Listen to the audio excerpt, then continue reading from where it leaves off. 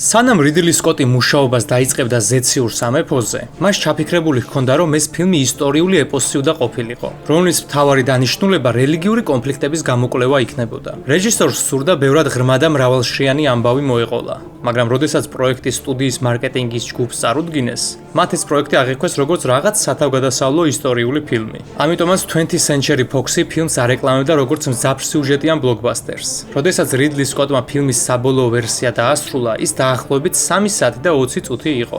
სტუდიის ხელმძღვანელობამ მოითხოვა ფილმი 2 საათამდე შეემცირებინათ, რადგან თვლიდნენ, რომ 3 საათიანი ფილმის სანახავად არავინ წავიდოდა კინოთეატრში. რა თქმა უნდა, ამ გადაწყვეტილებამ ფილმზე ნეგატიური გავლენა იქონია, რადგან ამერიკაში ის სრულად ჩავარდა. ევროპაში კი მაყურებელმა საკმაოდ კარგად მიიღო ფილმი. აღსანიშნავია, რომ არაბულ ქვეყნებში ეს სურათი ნამდვილი ჰიტი გახდა. რიდლი სკოტმა უამრავი მადლობის წერილი მიიღო სხვადასხვა ისლამური ქვეყნიდან. ხალხი რეჟისორს მადლობას უხდიდა, რომ ნეიტრალური მხარე დაიჭირა და ერთგვარი ბალანსი დაიცვა რელიგიებს შორის.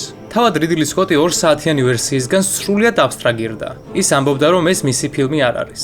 ისე ვისაც არ გინახავთ რეჟისორის 3 საათიანი ვერსია, გირჩევთ უყუროთ. სულ სხვა ფილმია.